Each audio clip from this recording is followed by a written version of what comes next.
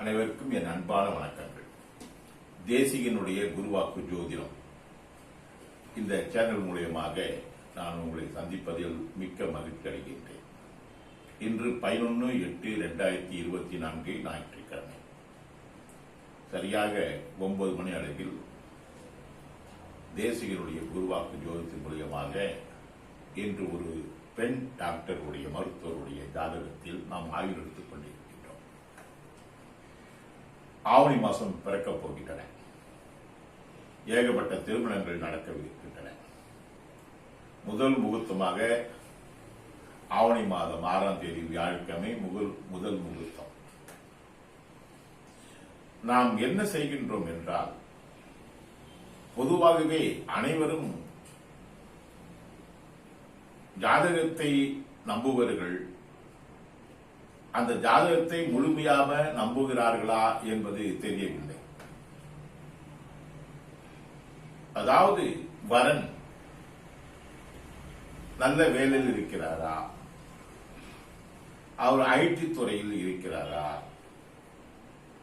1 லட்சத்துக்கு மேல் சம்பளம் வாங்குகிறாரா, இல்லை மருத்துவராக இருக்கிறாரா, இல்லை நல்ல ஆசிரியராக பேராசிரியராக இருக்கிறாரா, இதை மட்டும் நாம் கவனித்துக் கொள்ளக்கூடாது. ஒருவருடைய ஜாதகம் எந்த நிலையில் இருக்கிறது என்பதை நாம் ஆய்வில் எடுத்துக்கொண்டுதான் மற்ற விஷயத்தில் நாம் தலையிட வேண்டும்.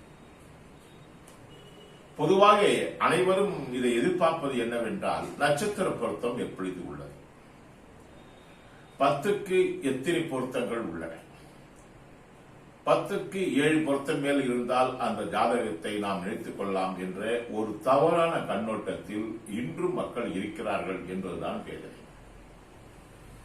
ஒருவருடைய ஜாதகத்தில் லக்னத்தின் அடிப்படையில் ஒருவருடைய ஜாதகம் என்ன சொல்லுகிறது, அந்த ஜாதகத்தின் மூலமாக அது ஆணாக இருந்தால் தன்னுடைய மனைவிக்கு எந்த நிலையில் கொண்டு வருகின்றன, பெண்ணாக இருந்தால் தன்னுடைய கணவருக்கு எந்த நிலையில் சென்று கொண்டே இருக்கிறது, என்ன நன்மை என்ன தீமை என்பதை அந்த ஜாதகம் என்ன சொல்லுகிறது என்பதை நாம் ஆய்வு எடுத்துக் கொண்டுதான் இந்த ஜாதகத்தை இணைக்கலாமா வேண்டாமா என்று நாம் தீர்மானித்துக் கொள்ள வேண்டும்.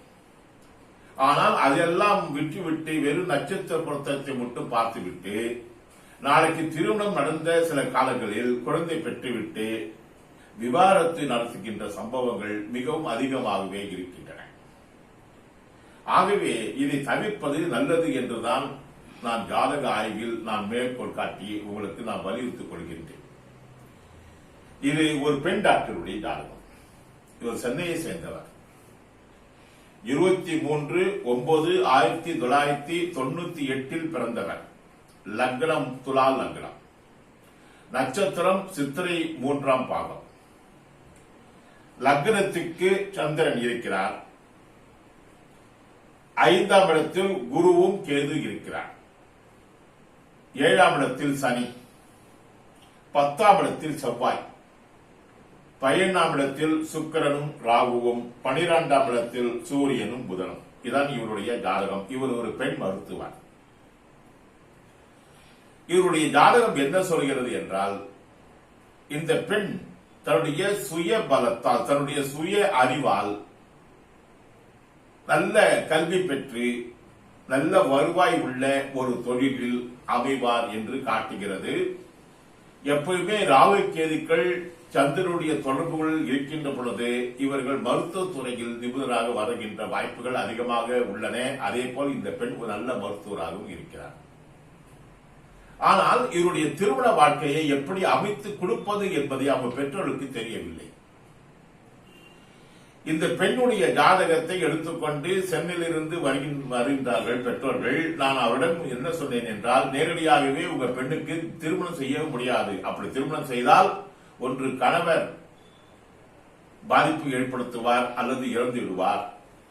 ஆகவே நேரடியாக திருமணம் செய்யக்கூடிய வாய்ப்புகள் குறைவு. இரண்டாவதாக 2 கலத்திர தோஷத்தை நீக்கிய பின் 3ஆவதாக ஒரு வரனை தேர்வு செய்ய வேண்டும். அந்த வரன் ஒரே ஒரு வரனாக இருக்க வேண்டும். அந்த வரனுக்கு தாய் தந்தையர்கள் இருக்கக்கூடாது. இதை சொன்னவுடன் அவர்கள் என்ன செய்தார்கள் என்றால், என்ன சார் எப்படி தேர்வு செய்ய முடியும் நாங்கள் இப்படிலாம் பார்த்தால் என்று. கேட்டார்கள். நான் சொன்னேன், உங்க பெண் நலமாக வாழ வேண்டும், வருகின்ற மருமகன் நலமாக வாழ வேண்டும் என்றால் இந்த முறையை நீங்கள் பின்பற்ற வேண்டும். ஒன்று, செவ்வாய்க்கிழமை களத்திர தோஷத்தை நீக்க வேண்டும். திருப்பயஞ்சலி திருக்கோயில் மணச்சநல்லூர், திருச்சி என்ற ஊரில் உள்ள மணச்சநல்லூர் என்ற ஊரில் உள்ள திருப்பயஞ்சலி திருக்கோயிலுக்கு சென்று செவ்வாய்க்கிழமை முதல் களத்திர தோஷத்தை நீக்க வேண்டும். இரண்டாவதாக புதன்கிழமை அதே கோவிலுக்கு சென்று களத்திர தோஷத்தை நீக்கிய பின் அதன் பின் ஒரே ஒரு வரனாக பார்த்து திருமணம் செய்து கொள்வது நல்லது. அந்த வரனுக்கு தாய் தந்தர்கள் இருக்கக்கூடாது. ஒருவேளை இருந்தால் பாத பூஜை மேற்கொள்ளாமல், நீங்களும் அவருடைய சம்பந்திகளும் பாத பூஜை மேற்கொள்ளாமல் திருமணம் செய்தால் மட்டுமே கணவருடைய வாழ்க்கையும் நிலைக்கும், மனைவியுடைய வாழ்க்கையும் நிலைக்கும். உங்க பெண்ணுடைய ஜாதகம் உங்க பெண்ணுக்கு மட்டும் சாதகமான பலனை அளிக்கின்றதே தவிர வருகின்ற கணவருக்கு அது தோஷத்தை அளிக்கின்ற நிலையில் இருக்கின்றன. லக்னத்துக்கு 10ஆம் இடத்தில் செவ்வாய் இருக்கிறது. செவ்வாய் கிரகம் உங்க கணவர் கிரகம் என்ற முறையில் தோஷத்தை பெறுகின்றது. எல்லாம் என்ன சொல்கிறார்கள் என்றால், லக்னத்தில் 2ஆம் இடம், 7ஆம் இடம், 8ஆம் இடம், 12ஆம் இடத்தில் இருந்தால், 4ஆம் இடத்தில் இருந்தால் தோஷம். அப்படி கணக்கு இல்லை. தோஷம் என்பது குறைபாடு என்பது பொருள். ஆகவே ஒரு கிரகம் எங்கு அமைந்தாலும் அதனுடைய பலாபலன்கள் என்ன, அந்த எந்த பலத்தில் அந்த கிரகங்கள் செயல்பட்டுக் கொண்டே இருக்கின்றன, அந்த கிரகத்தால் யார் யாருக்கு நன்மை யார் யாருக்கு தீமை என்பதை ஒவ்வொரு கிரகமும், அதாவது ஒவ்வொரு கட்டமும் ஆய்வில் எடுத்துக்கொள்ள வேண்டும். இந்த பெண்ணினுடைய ஜாதகத்தில் 10ஆம் இடத்தில் செவ்வாய் அமர்ந்து கொண்டே இருக்கிறது, தோஷம் பெற்று அமைந்து கொண்டே இருக்கின்றன. ஆகவே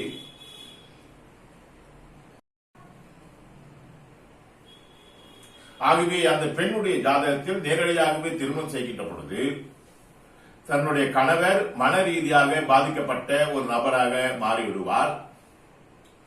கணவருடைய தொழில் நேரடியாகவே பாதிப்புகள் உட்படுத்த வேண்டிய ஒரு சூழலை கொண்டு வரும். இந்த பெண் சித்திரை நட்சத்திரம் 3ஆம் பாகத்தில் பிறந்திருப்பதால் கணவருடைய வாகன விபத்தில் சந்திக்க வேண்டிய ஒரு வாய்ப்புகள் ஏற்படுத்தும். தொழில் ரீதியாகவே நஷ்டத்தை சந்திப்பார்.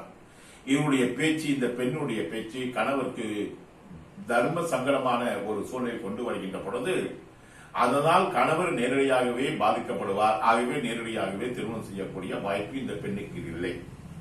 சரி, இரண்டாவது திருமணம் எப்படி நடக்கும் என்றால், சனி கிரகம் ஏற்கனவே தோஷம் பெற்று காணப்படுகின்ற காரணத்தினால் சனி திசை வருகின்ற பொழுது, அதாவது இந்த பெண் செவ்வாய் திசையில் 3ஆவது பாகத்தில், அதாவது சித்திரை 3ஆவது பாகத்தில் பிறந்திருப்பதால் செவ்வாய் திசை அடுத்தது ராகு திசை, ராகு திசை அடுத்தது குரு திசை, குரு திசை அடுத்தது சனி திசை, சனி திசை வருகின்ற பொழுது கணவருடைய உயிருக்கு ஆபத்து ஏற்படுத்தும் என்ற காரணத்தினால் 2 களத்திர தோஷத்தை நீக்கிய பின் 3ஆவதாக ஒரே ஒரு பையனை நீங்க தேர்வு செய்ய வேண்டும். வரன் அவர் நல்ல படித்திருப்பார், நல்ல செல்வந்தாக இருப்பார், எல்லாம் நலமாக இருப்பார். ஆனால் இந்த பெண்ணால் தன்னுடைய மாமனார் மாமியார் பாதிக்கப்படுவார் என்ற காரணத்தினால் மாமனார் மாமியார் இல்லாத இடமாக பார்த்து திருமணம் செய்வது மிக்க நல்லது.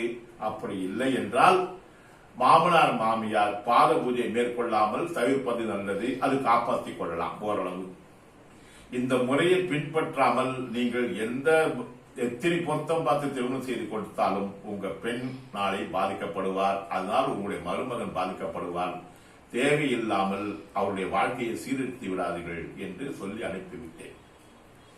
ஆனால் மனிதர்கள் என்ன செய்கிறார்கள் என்றால், வரன் வீட்டுக்காரர்கள் எங்களுக்கு இத்திரி பொருத்தம் இருக்கின்றன. ஏன்னா வரன் திருவோண நட்சத்திரத்தில் பிறந்தவர், இவர் சித்திரை நட்சத்திரத்தில் பிறந்தவர். ஆகவே 9 பொருத்தம் உள்ளது. உங்க பெண்ணை தாருங்கள். என்னுடைய பையனும் மருத்துவராக இருக்கிறார், உங்க பொண்ணும் மருத்துவராக இருக்கிறார், 2 பேர் நல்ல வேலையில் இருப்பார்கள், நல்ல சம்பாதிப்பார்கள் என்று எங்கள் ஜோதிடர் சொன்னார் என்று வரனுடைய வீட்டுக்காரர்கள் இந்த பெண்ணை மருமகளாக ஏற்றுக்கொள்ள துருத்தி இருக்கிறார்கள். நான் எவ்வளவோ சொல்லி பார்த்தோம், அவர்கள் கேட்கவில்லை. சரி, விதி வலியது, நாம் என்ன செய்ய வேண்டும்? நாம் சொல்லி பார்க்கின்றோம், கேட்டால் கேளுங்கள், விட்டால் விடுங்கள், உங்களுடைய வாழ்க்கை இப்படிதான் மாற வேண்டும் என்று இறைவனுடைய விதி இருக்கும் பொழுது யார் என்ன செய்ய முடியும்? உங்களுக்கு வேலை வாய்ப்பு தான் நீங்க முக்கியமாக பார்க்கிறீங்க தவிர இந்த பெண்ணால் வரன் எந்த அளவுக்கு பாதிக்கப்படுவார் என்பதை நீங்கள் பார்க்கவில்லையே என்று நான் ஒரு கடிதமாக வார்த்தைகள் கொடுத்து அனுப்பிவிட்டேன். ஏனென்றால் திரும்பி திரும்பி பொழுது கிளிப்பிள்ளி சொல்வது போல் சொல்லியும் கேட்கவில்லை என்றால் அது எதற்காக ஜாதகம் பார்க்க வருகிறீர்கள்? உங்க பெண் நல்லவாக வாழ வேண்டும் என்ற ஒரு சீரிய நோக்கத்துக்காகவும் வருகின்ற வரன் எந்த பாதிப்பு இல்லாமல் நலமாக இருக்க வேண்டும் என்ற சீரிய நோக்கத்தின் காரணமாக தான் நாங்கள் ஜாதகம் பார்த்துக் கொண்டே இருக்கின்ற தவிர 9 பொருத்தம் இருக்கிறதா 8 பொருத்தம் இருக்கிறதா என்று பார்த்து முடிக்கிறதுக்கு நாங்கள் ஜாதகம் பார்க்கவில்லை. அது நீங்களே பார்த்துக் கொள்ளலாம். ஒரு புத்தகமே இருக்கிறது, எத்தனை பொருத்தம் இருக்கிறது, ஒன்று ஜாதக புத்தகமே இருக்கிறது, நீங்க பார்த்து முடிவு செய்து கொள்ளாமே, அதை ஏன் ஜோதிடர்கள் அணுகிறீர்கள் என்று நான் கேட்டுவிட்டேன். ஆனால் அந்த பையனுக்கு நேரம் சரியில்லை போல இருக்கு. ஏனென்றால் விதி எப்படி முடியும் என்றால், யாரால் எந்த காரணத்தினால் ஒரு விதி முடியும் என்பது அது ஜாதகத்தினுடைய அமைப்பில் காட்டிவிடும். அந்த வரன் இந்த பெண்ணை திருமணம் செய்து இதனால் இந்த பெண்ணால் அந்த வரனுக்கு ஆபத்தை ஏற்படுத்த வேண்டும் என்று விதி இருக்கின்ற பொழுது இது யார் என்ன செய்ய முடியும் என்று எனக்கே தோன்றிவிட்டது. எவ்வளவு சொல்லியும் கேட்கவில்லை. இந்த பெண்ணை அந்த வரனுக்கு நிச்சயம் செய்து விட்டார்கள். நிச்சயம் செய்து ஆவணி மாசம் 6ஆம் தேதி திருமணமும் நிச்சயமாகிவிட்டன. ஆனால் வரன் நிச்சயமாகி ஒரு மாதத்துக்குள் ஆக்சிடென்டில் போய்விட்டார். இந்த பெண்ணை இதுவரைக்கும் மறுபடியும் திருமணம் செய்ய முடியுமா என்ற ஒரு கேள்வி எழுந்துள்ளது. நான் ஏன் இதை உங்களுக்கு வலித்து சொல்கிறேன் என்றால், இந்த ஜாதகம் என்னிடம் வந்தது காரணத்திற்காக, எவ்வளவு சொல்லியும் கேட்காத காரணத்திற்காக பல தடவை அவர்களுக்கு நான் சொல்லி அனுப்பினேன், தேவையில்லாத ஒரு பிரச்சனை மாட்டிக்கொள்ளாதீர்கள் என்று. ஆனால் கேட்கவில்லை. 6ஆம் தேதி திருமணம், ஆடி மாதம் அந்த வரன் ஆக்சிடென்டில் யமலோகம் சென்று விட்டார். இதுதான் ஒரு துயரமான சம்பவம். ஆகவே எல்லாருக்கும் எல்லா ஜாதகம் நலமாக இருக்கும் என்று நாம் சொல்லிவிட முடியாது. நல்ல ஜாதகம் கூட உண்டு. ஆனால் மற்றவர்களுக்கு என்ன பலன்களை அளிக்கிறது என்பதை நாம் தெரிந்து கொண்டுதான் அந்த திசா சந்திப்பு என்பது மிக மிகவும் முக்கியம். ஒரு பெண்ணோ ஒரு ஆணோ ஜாதகத்தை எடுத்து நாம் பார்க்கின்ற பொழுது இந்த பெண்ணால் யார் யாருக்கு நன்மை, யார் யாருக்கு தீமை, இந்த பெண்ணுக்கு நேரடியாகவே திருமணம் செய்வதற்கு வாய்ப்பு இருக்கின்றதா, இல்லை கலத்தர தோஷம் நீக்கிய பின் திருமணம் செய்வதற்கு வாய்ப்பு இருக்கிறதா, இதெல்லாம் நாம் ஆய்வு எடுத்துக்கொள்ள வேண்டும். 12ஆம் இடம் மிகவும் சுத்தமாக இருக்கிறது. இந்த பெண்ணுக்கு 12ஆம் என்பது இல்லற சுகத்தை கொடுக்கக்கூடிய இடம், நலமாக தான் இருக்கின்றது. பெண் நல்ல ஒழுக்கமான பெண் தான், எந்த தவறும் இல்லை. ஆனால் இவர் தன்னுடைய கணவருக்கு செய்கின்ற தீமை என்ன என்பதை நாம் ஆய்வு எடுத்துக் கொள்ள வேண்டும். இது ஆணாக இருந்தாலும் பெண்ணாக இருந்தாலும் ஒரே கணக்கு தான். ஆகவே இதெல்லாம் நாம் எடுத்துக்கொண்டு அந்த ஜாதகத்தை இணைக்கின்ற பொழுது எந்தவித பாதிப்பு இல்லாமல் நீண்ட ஆயுளுடன் வாழலாம். ஆனால் வெறும் நட்சத்திர பொருத்தத்தை பார்த்ததன் விளைவு அந்த வரன் இன்று உயிரோடு இல்லை. இதுதான் வேதனையான ஒரு விஷயம். இப்ப அந்த பெண்ணுக்கு 2ஆம் திருமணம் செய்கின்ற வாய்ப்புகள் இருக்கிறதா என்றால் எல்லாரும் பயப்படுவார்கள். முதல் திருமணத்தை கணவன் இழந்துவிட்ட பெண் நிச்சயமான பிறகு தன்னுடைய கணவரை இழந்த பெண் மறுபடியும் 2ஆம் திருமணம் செய்தால் என்ன செய்ய முடியும் என்று யோசனை செய்வார்கள். ஆகவே ஜாதகத்தை இணைக்கின்ற பொழுது எப்படி இணைக்க வேண்டும், இதுதான் ஜாதகத்துடைய மிகவும் துல்லியமான கணக்கு. ஒவ்வொரு திசையும் என்ன பலனை அளிக்கின்றன, அந்த திசையால் யார் யாருக்கு என்ன நன்மை, யார் யாருக்கு தீமை, இதெல்லாம் நாம் ஆய்வு எடுத்துக் கொண்டுதான் ஒரு ஜாதகத்தை நாம் நினைத்துக் கொள்ள வேண்டும்.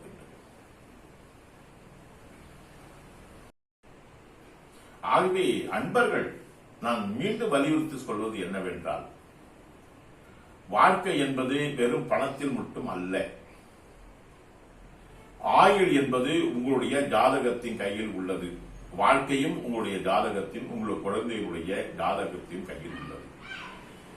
ஆகவே உங்களுடைய குழந்தை அது ஆணாக இருந்தாலும் சரி, பெண்ணாக இருந்தாலும் சரி, எப்படி திருமணம் செய்ய வேண்டும், எப்படிப்பட்ட வரனை நாம் தேர்வு செய்ய வேண்டும், இதெல்லாம் ஒவ்வொரு கணக்காக லக்னத்திலிருந்து 2ஆம் இடம், 3ஆம் இடம், 4ஆம் இடம், 5ஆம் இடம், 6ஆம் இடம், 7ஆம் இடம், 8ஆம் இடம், 9ஆம் இடம், 10ஆம் இடம், 11ஆம் இடம், 12ஆம் இடம், இத்தனை பாகத்தையும் நாம் துல்லியமாக கணக்கில் கொண்டு இந்த ஜாதகத்தை நாம் இணைக்கலாமா வேண்டாமா, இந்த வரனுடைய ஒழுக்கம் எப்படி இருக்கிறது, இந்த வரனுடைய ஆயுள் பலம் எப்படி இருக்கிறது, மனைவி வைத்து ஒழுங்காக குடும்பம் நடத்துவாரா, இல்லை மாற்று பெண்ணுடன் சென்று தன்னுடைய பெண்ணுடைய வாழ்க்கையை சீரழித்து விடுவாரா என்பதை எல்லாம் அந்த ஜாதகம் காட்டிவிடும். அது ஆணாக இருந்தாலும் பெண்ணாக இருந்தாலும். ஆனால் இது எல்லாம் கவனிக்காமல் இவர் ஐடி துறையில் இருக்கிறார், இவர் மருத்துவராக இருக்கிறார், இவர் ஆடிட்டராக இருக்கிறார், இவர் பேராசிரியராக இருக்கிறார்.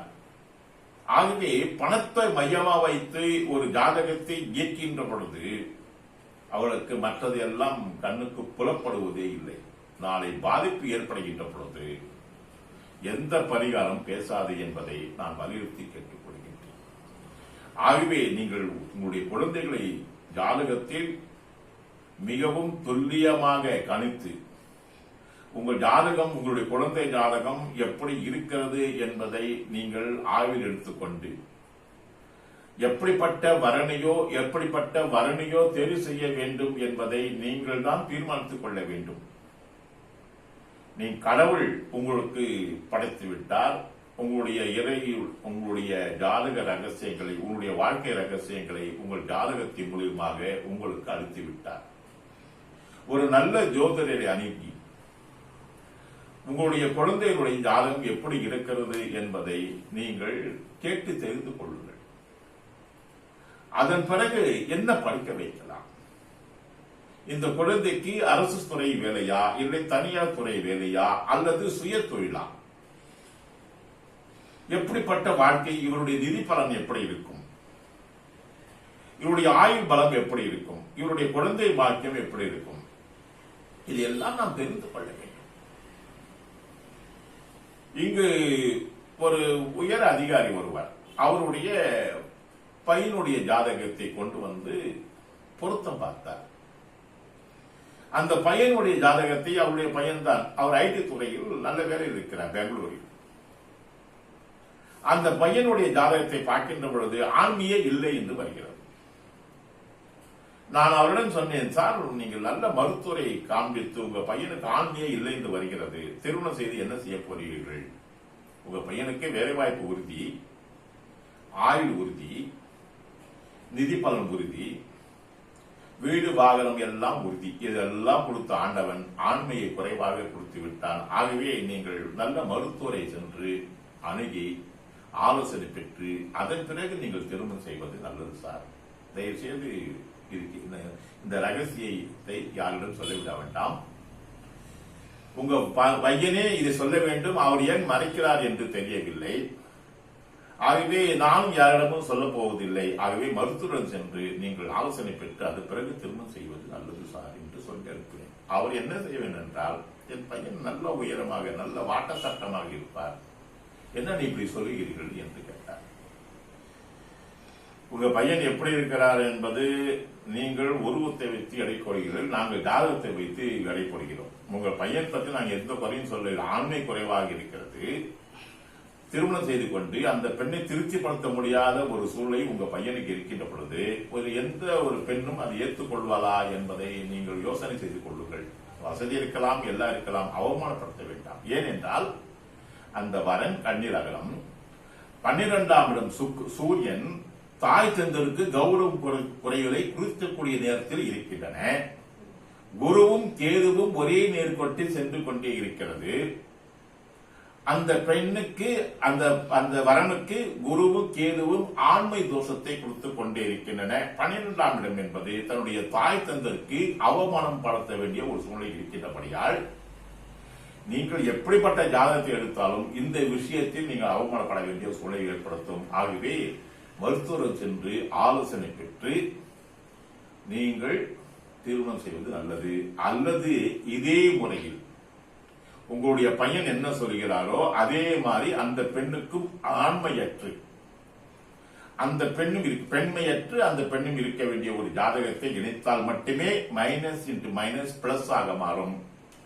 ஆகவே பிளஸ் இன்டு மைனஸ் மைனஸ் ஆக மாறிவிடும். எச்சரிக்கையாக இருங்கள் என்று நான் சொல்லி அனுப்பிவிட்டேன். ஆனால் அவர் கேட்கவில்லை. அவர் 9 பொருத்தம் இருக்கின்ற ஒரு பெண்ணை தேர்வு செய்து கல்யாணம் பண்ணிவிட்டார். முதல் நாள் இரவே இது தகராறு, மறுநாள் போலீஸ் ஸ்டேஷனில் கம்ப்ளைண்ட், அவமானம் அளித்திருக்கிறார்.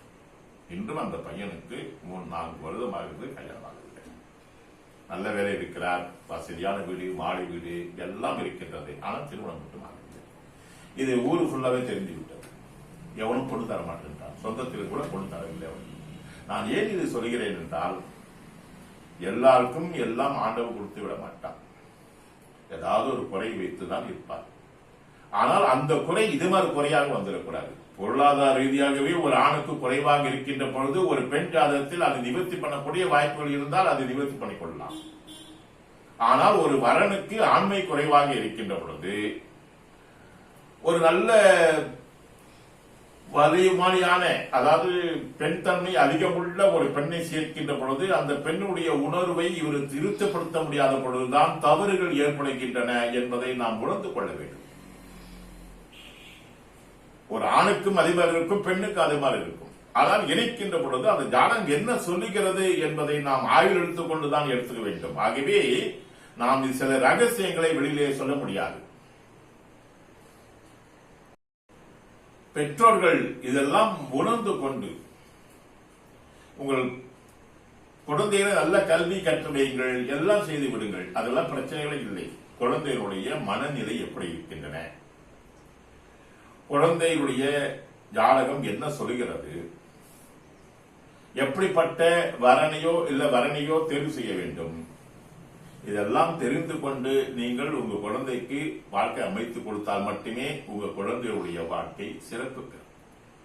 இல்லை என்றால் போலீஸ் ஸ்டேஷனுக்கும் கோர்ட்டுக்கும் அலைய வேண்டிய சூழ்நிலை கொண்டு வரும். நான் ஏன் இதை குறிப்பிடுகிறேன் என்றால், ஆவணி மாதம் 6ஆம் தேதி வியாழக்கிழமை குரு ரிஷபத்தில் அமரிக் கொண்டிருக்கிறார், பகை பெற்று. ஆனால் அதெல்லாம் தெரியாமல் சில பேர்கள் மூர்த்த நாளை குறித்துக் கொண்டிருக்கிறார்கள். இதுதான் வேதனையான ஒரு விஷயம். கும்ப லக்னத்தில் இருந்தால் குருவுக்கு எந்த தோஷம் இல்லை.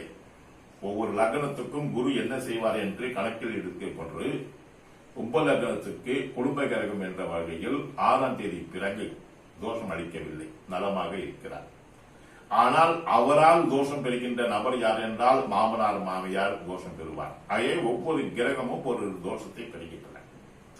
ஆகவே நேரடியாகவே சம்பந்தப்பட்ட நபருக்கு அந்த தோஷத்தை அளிக்கலாமா என்றால் அளிக்கக்கூடாது. இப்ப ரிஷப லக்னத்தில் ஒரு பெண் பிறந்திருக்கிறார், அவருடைய கணவருக்கு குரு கிரகம் தோஷம் அளிக்கிறது. அப்போ அவருடைய வருவாய் குறைவாக விழுந்துவிடும், குழந்தை பாக்கியம் இல்லாமல் செய்துவிடும், பல பிரச்சனைகளை இது கொண்டுவிடும். ஆகவே இதெல்லாம் தெரியாமல் திருமணம் செய்து கொண்டே இருக்கிறார்கள். மிதுன லக்னத்தில் பிறந்தவருக்கு குரு பகவான் 6ஆம் தேதி 3ஆம் தேதி பிறகு, ஆவணி மாசம் 3ஆம் தேதி பிறகு, அதாவது 3ஆம் தேதி 57 நாளிகை பிறகு, அதாவது 4ஆம் தேதியிலிருந்து தோஷம் பெறுகிறார். அவர் மிதுன லக்னத்தில் பிறந்தவர்களும், கன்னி லக்னத்தில் பிறந்தவர்களும், தனுசு லக்னத்தில் பிறந்தவர்களும், மீன லக்னத்தில் பிறந்தவர்களும், மேஷ லக்னத்தில் பிறந்தவர்களும், ரிஷப லக்னத்தில் பிறந்தவர்களும் இப்பொழுது திருமணம் செய்து வைக்கலாமா என்றால் வேண்டாம். 1 வருட காலங்கள் தள்ளிப்பட வேண்டிய சூழல் வரும். ஆகவே இதெல்லாம் ஆய்வில் எடுத்துக் கொள்ளாமல் ஏதாவது ஒரு முகூர்த்த நாள் பஞ்சாங்கத்தை பார்த்தோ இல்ல காலனை பார்த்தோ சுப முகூர்த்தம் என்று போட்டால் அந்த நாளை குறித்து விடுகிறார்கள். இதுதான் வேதனையான விஷயம். அதாவது கோச்சாரம் என்பது ஒரு சுப காரியத்தை செய்கின்ற பொழுது அந்த நாளில் அந்த கிரக நிலை எப்படி இருக்கிறது என்பதை நாம் கணக்கில் எடுத்துக்கொள்ள, அதுதான் கோச்சாரம். கோச்சாரம் என்பது என்னவென்றால், ஒரு வீடு கட்டுகின்ற பொழுது அந்த வீடுக்கு உடைய கிரகம் கும்பலக்கணக்காரர்களுக்கு சுக்கிர கிரகம் வீடு கட்டுகிற கிரகமாக மாறுகின்ற பொழுது செவ்வாய் கிரகம் பூமி கிரகம் நலமாக இருக்கிறதா, இது இரண்டுமே நலமாக இருக்கின்ற பொழுது ஒரு வீடு கட்டினால் அந்த வீடால் இவருக்கு சுபிச்சம் ஏற்படுத்தவிடும். ஆனால் இந்த 2 கிரகம் கெட்ட நேரத்தில் ஒரு வீடு கட்டினால் அவர் அந்த வீட்டிலே குடியிருக்க முடியாது, அந்த வீடை வித்துட்டு ஓடி வர வேண்டிய சூழலை கொண்டு வரும். அல்லது அந்த வீட்டில் இவர் போன பிறகு அந்த வீடை இவருக்கு மரணத்தை தரும். இதுதான் ஜாதக ரீதியாக உண்மை. ஆகவே கோச்சாரம் என்பது அது திருமணம் இருந்தாலும் சரி, ஒரு வியாபார நிறுவனத்தை நாம் ஆரம்பிக்க வேண்டிய சூழ்நிலை ஏற்பட்டாலும் சரி, எந்த ஒரு சுபகாரியம் செய்கிறான் என்று நினைத்தாலும் அந்த கிரகத்துடைய நிலைமை எப்படி இருக்கிறது என்பதை நாம் ஆய்வு எடுத்துக் கொண்டுதான் அந்த நாளை நாம் தீர்மானம் செய்து கொள்ள வேண்டும். ஆகவே காலநிலை சுப முகூர்த்தம் போட்டுவிட்டது, இந்த நாளை நாம் குறித்துக் கொள்ளலாம் என்றால் குறித்துக் கொள்ளவே கூடாது.